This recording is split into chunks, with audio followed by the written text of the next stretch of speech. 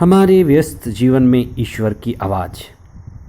हमारे देश में एक आवाज़, एक नारा हर युग में गूंजती रही है। अहिंसा परमो धर्म। अहिंसा परम धर्म है।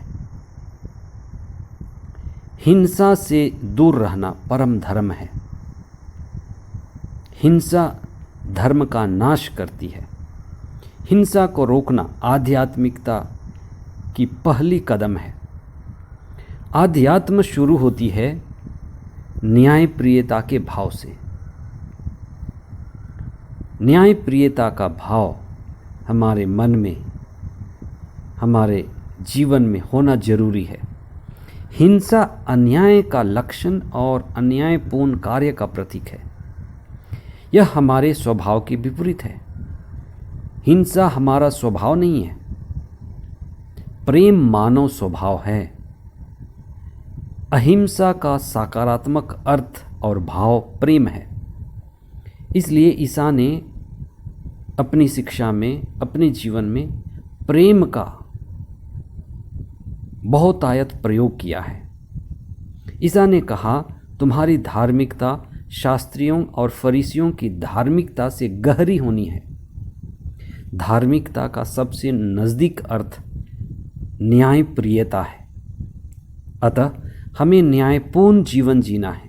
वही करना है जो उचित है। हमें वह नहीं करना है जो अनुचित है। हमें वास्तविक रूप से न्यायी होना सबसे ज़रूरी है और यही आध्यात्मिकता की ओर कदम है। 10वां सामान्य सप्ताह 9 जून 2022 बृहस्पतिवार। पहला पाठ राजाओं का पहला ग्रंथ अध्याय 18 पद संख्याएं 41 से 46 तक और संत मत्ती का सुसमाचार अध्याय 5 पद संख्याएं 20 से 26 तक। संत मत्ती के सुसमाचार में अध्याय 5 में एक वाक्य ईसा ने बार बार उपयोग किया है जिसको समझना जरूरी है। तुमने सुना है कि पूर्वजों से कहा गया है, पर मैं तुमसे कहता हूँ।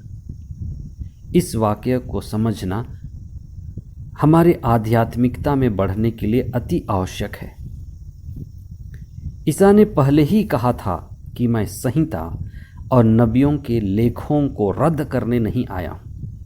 वे एक भी शब्द या एक भी संहिता की आज्ञा रद्द नहीं करते, लेकिन उन्हें पूरा करने आए हैं।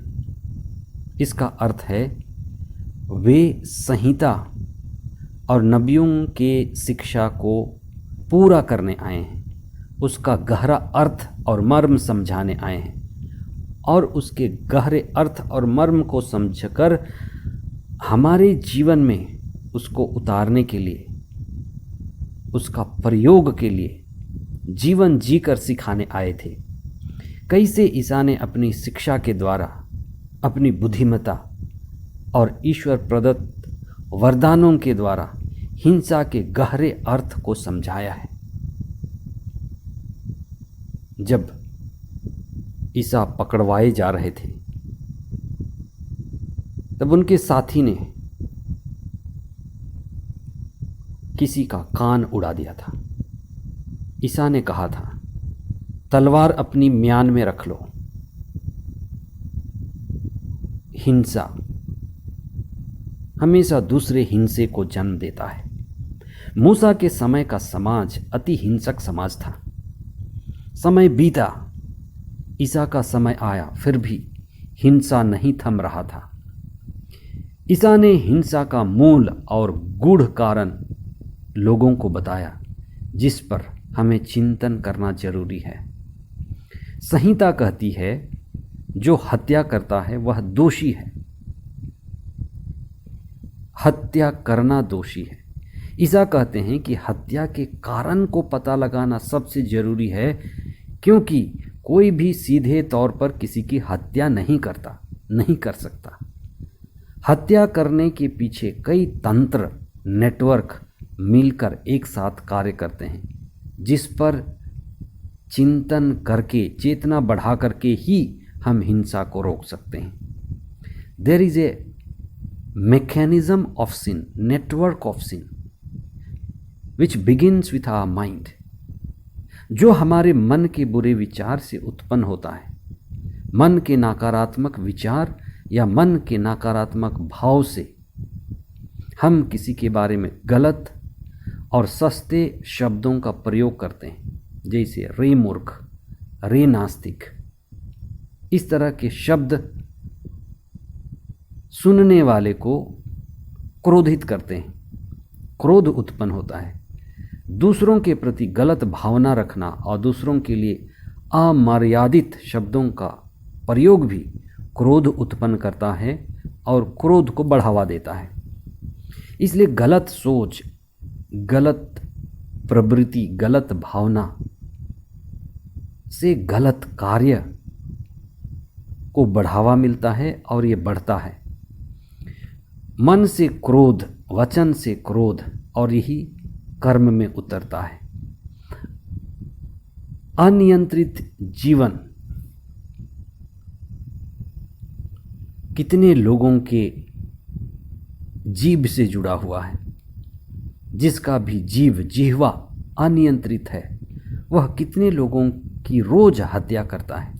इसलिए संत याकूब कहते हैं कि अनियंत्रित जीभ एक जंगल में लगी हुई आग की तरह है।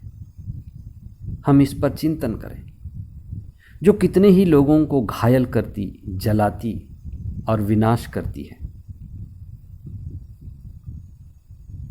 ईसा कहते हैं कि हमारे जीवन में अच्छा रिश्ता का होना जरूरी है, सभी के साथ समझौता जरूरी है, प्रेमपूर्ण जीवन और मेल मिलाप शांतिपूर्ण जीवन के लिए जरूरी है।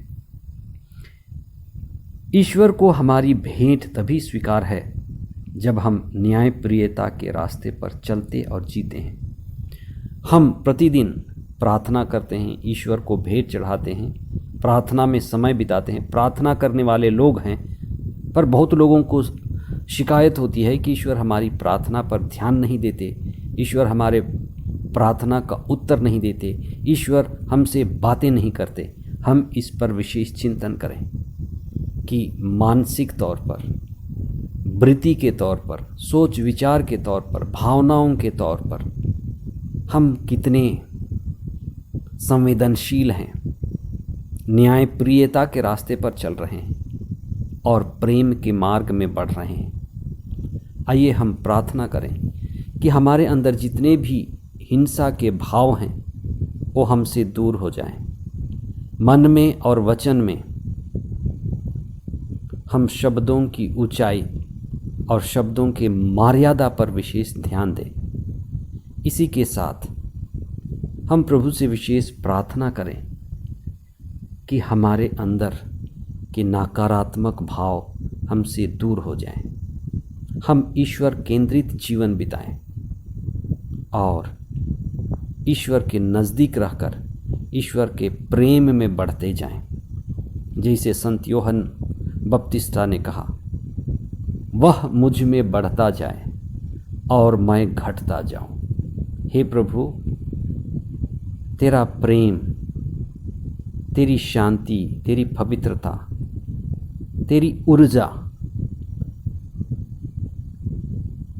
तेरा सत्य और पवित्र आत्मा हम पर बढ़ता जाए। हमारे पाप की प्रवृत्तियां और पाप से जुड़े हुए तंत्र